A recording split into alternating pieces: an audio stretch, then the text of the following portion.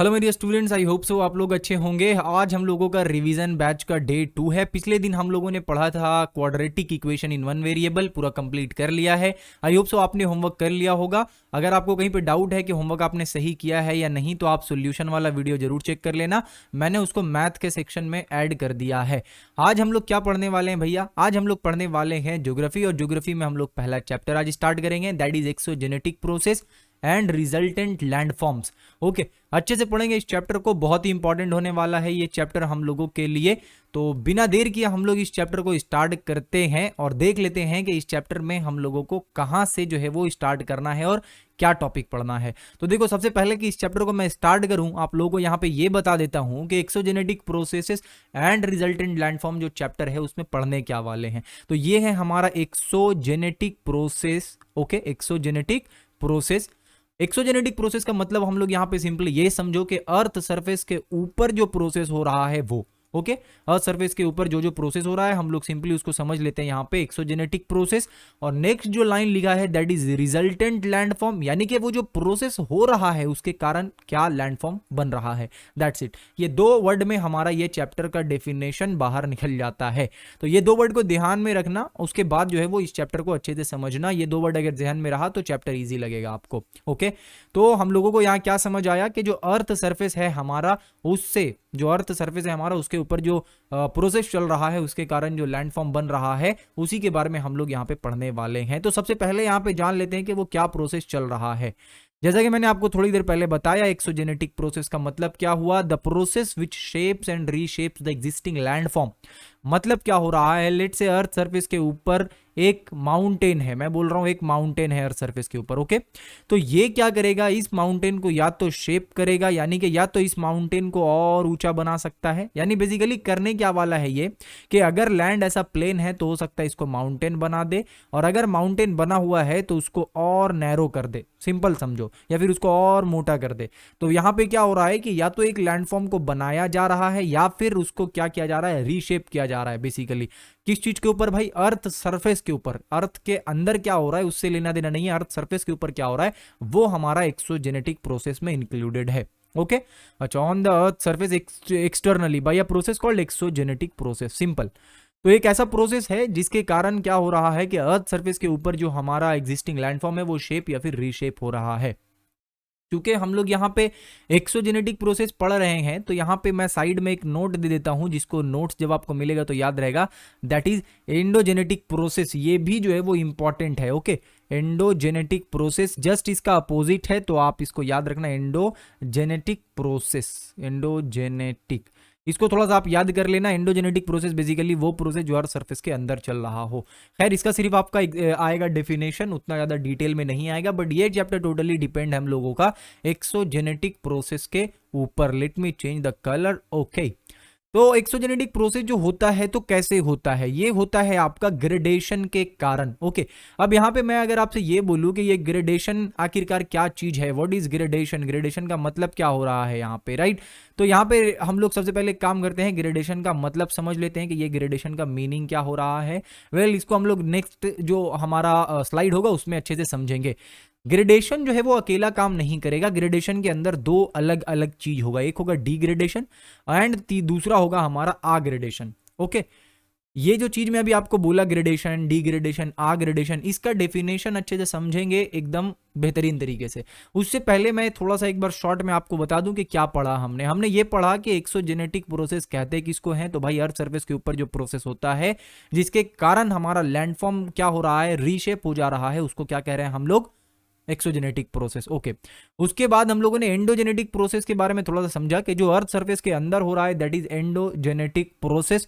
Exogenetic process जो कि shape या फिर रीशेप कर रहा है एग्जिस्टिंग लैंडफॉर्म को, वो भाई किसके मदद से करेगा? वो करेगा ग्रेडेशन के मदद से। और ग्रेडेशन के अंदर दो अलग अलग चीज इंक्लूडेड है, first one is degradation and second one is aggradation. But यहाँ पे हमारे मन में एक सवाल उठ रहा है कि what is gradation, what is degradation and भैया व्हाट इज आग्रेडेशन? ये तीनों है क्या, ग्रेडेशन, डिग्रेडेशन और आग्रेडेशन? उसका जवाब मिलेगा मैं इस स्लाइड में, दैट इज के व्हाट इज ग्रेडेशन, यानी ग्रेडेशन किसको कहते हैं, डिग्रेडेशन किसको कहते हैं और आग्रेडेशन किसको कहते हैं।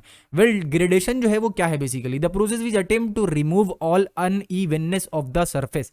इसका काम ये है कि अगर ये हमारा अर्थ सरफेस है और इसके ऊपर ये बड़ा बड़ा सा कोई चीज रखा हुआ है, तो इसका काम ये है कि इस बड़े बड़े से चीज को ये किसी तरीके से हटा दे और हटाने के बाद एक लैंडफॉर्म बनाए जो कि पूरा प्लेन हो। सिंपल, ये ग्रेडेशन का काम है कि या तो इसको हटा दे, और मान लो कि एक और यहाँ पे मैं एक ले लेता हूं कि मान लो हमारा अर्थ सरफेस पे यहाँ पे गड्ढा भी है, ठीक है, यहाँ गड्ढा है, यहाँ गड्ढा है, तो यहाँ पे हो क्या रहा है, हमारा अर्थ सरफेस में यहाँ पे गड्ढा हो रखा है, यहाँ पे अर्थ सरफेस जो है वो ऊंचा हो रखा है, फिर गड्ढा, फिर ऊंचा, फिर गड्ढा, फिर ऊंचा।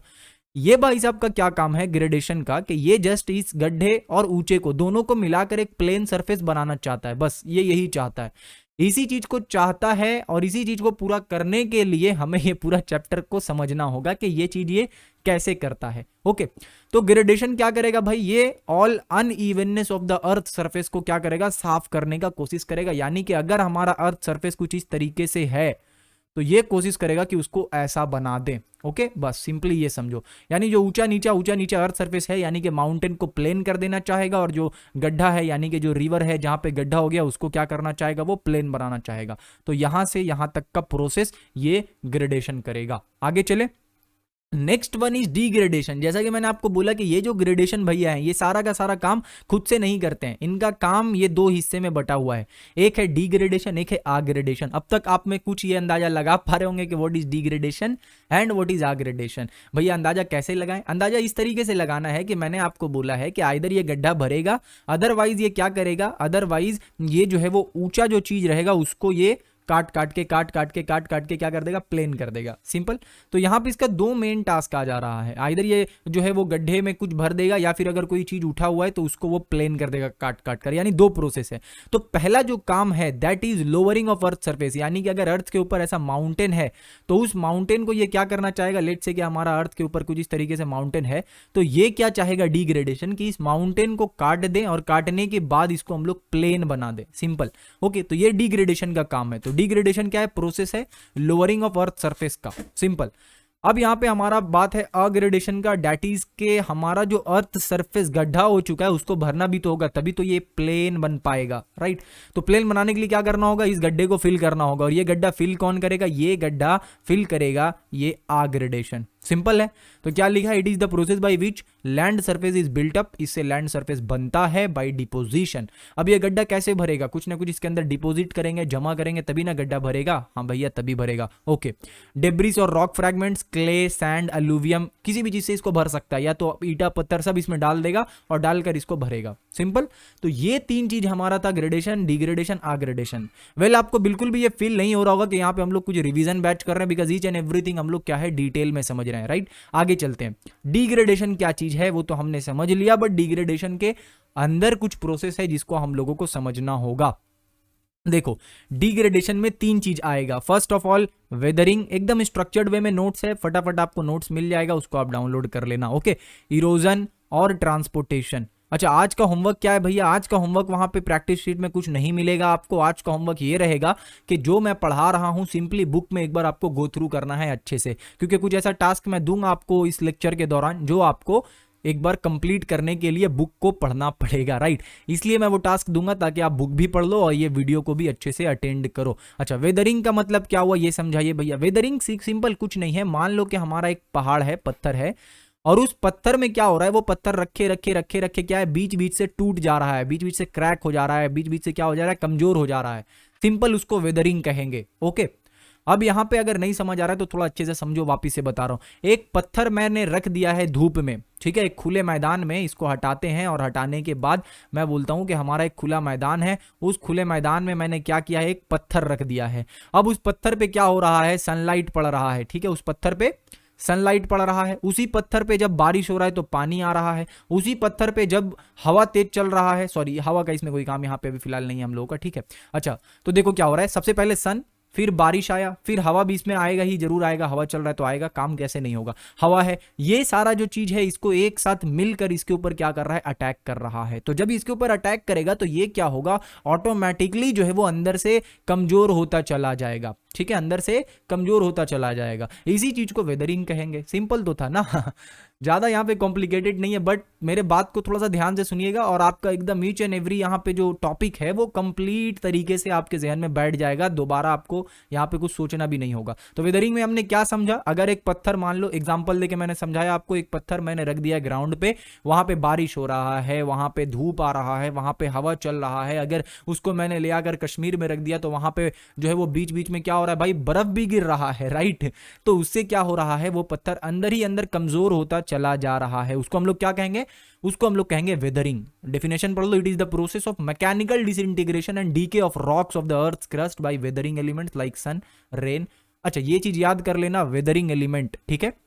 अगर आपसे बोले वर्ड नेम 1 और 2 वेदरिंग एलिमेंट्स, यानी वेदरिंग एलिमेंट्स का नाम बताओ, तो सन, रेन, विंड, ह्यूमिडिटी, फ्रॉस्ट, ये सब क्या है, वेदरिंग एलिमेंट्स है। ओके ओके, वेल वेदरिंग तो समझा दिया भैया आपने, बढ़िया। इरोजन का क्या चक्कर है, कंफ्यूजन तो हम लोगों को इसमें हो जाता है कि ये वेदरिंग वर्सेस इरोजन, ये दोनों क्या चीज है, ये समझ नहीं आता है। तो देखो simply, it is the process of wearing away of land surface by the external agent.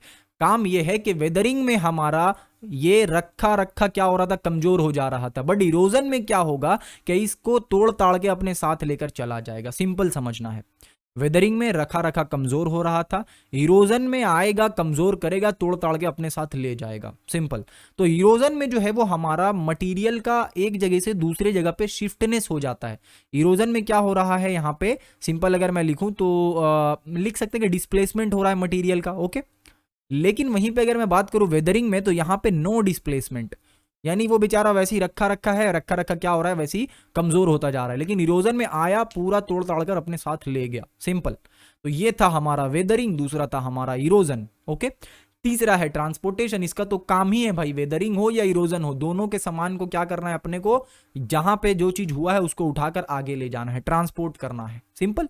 तो it is the process in which worn out rocks, यानी कि जो टूट गया है, जो कमजोर हो गया है, उस पत्थर को अपने साथ ले जाना है, सिंपल। ओके, तो उस पत्थर को अपने साथ वो ले जाएगा, एक जगह से दूसरी जगह लेकर जाएगा। लेट से आपके घर के पास एक पत्थर आपके घर के पास एक पत्थर टूट गया था, अब ट्रांसपोर्टेशन के थ्रू आपके दोस्त के घर के पास वो पत्थर चला गया, और फिर आपके दोस्त ने बोला कि मेरे घर के पास तूने अपने घर वाला पत्थर क्यों लाकर रख दिया, तो फिर आप लोग आपस में लड़ गए, सिंपल। इसको समझने के लिए ये याद रखो कि ट्रांसपोर्टेशन का मतलब कि एक जगह से दूसरे जगह पे जाना। और यहाँ पे ट्रांसपोर्टेशन किस चीज के अंदर पड़ रहे हैं भाई, तो डिग्रेडेशन के अंदर ट्रांसपोर्टेशन पड़ रहे हैं। तो हमारा जो रॉक मटीरियल होगा वो एक जगह से दूसरी जगह पे जाएगा, ओके। वेल आपको ये समझ आ गया हो वेदरिंग क्या है, आपको ये समझ आ गया इरोजन क्या है, आपको ये समझ आ गया है कि ट्रांसपोर्टेशन क्या है, ओके।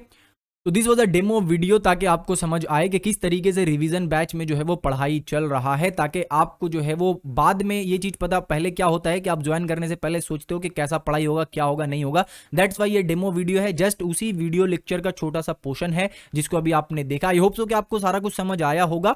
और फर्दर वीडियोज आगे का पूरा लेक्चर अटेंड करने के लिए जस्ट आपको कुछ नहीं करना है, 949 रुपीज देकर पूरा रिवीजन बैच आपको ज्वाइन करना है। आपको history, geography, life science, math, सारा कुछ जो है वो वहां पे कवर अप करवा दिया जाएगा। कहां होगा भैया, एप्लीकेशन में होगा। ऐप कहां से डाउनलोड करेंगे, डिस्क्रिप्शन में लिंक दिया हुआ है, वहां से डाउनलोड कर लो। अदरवाइज जस्ट आपको प्ले स्टोर पे जाना है, जाकर वहां पे लिखना है कॉन्सेप्ट एरा, स्पेलिंग अच्छे से देख लो, बीच में यहां पे स्पेस नहीं देना है, ओके। प्ले स्टोर पे जाकर ये एग्जैक्ट सेम स्पेलिंग लिख देना है, आपको वहां पे नंबर 1 में ये एप्लीकेशन दिख जाएगा। डाउनलोड करना है, रिवीजन बैच का पोस्टर दिखेगा, इनरोल नाउ पे क्लिक करना है और जस्ट 949 देकर इनरोल करना है। सारा सब्जेक्ट एक ही बार आपको पेमेंट करना है, 949, बीच में और कभी भी कुछ भी पेमेंट करने की जरूरत नहीं है। नोट्स, लेक्चर, सारा कुछ आपको वहां पे मिल जाएगा, ओके। वेल तो फटाफट से जाइए, जाकर कॉन्सेप्ट ऐप डाउनलोड कीजिए। डाउनलोड करने के बाद रिवीजन बैच में फटाफट से इनरोल कीजिए और इसके आगे का लेक्चर आप वहां पे अटेंड कर सकते हैं। साथ ही साथ इसका नोट्स भी आप वहां पे डाउनलोड कर पाओगे, ओके।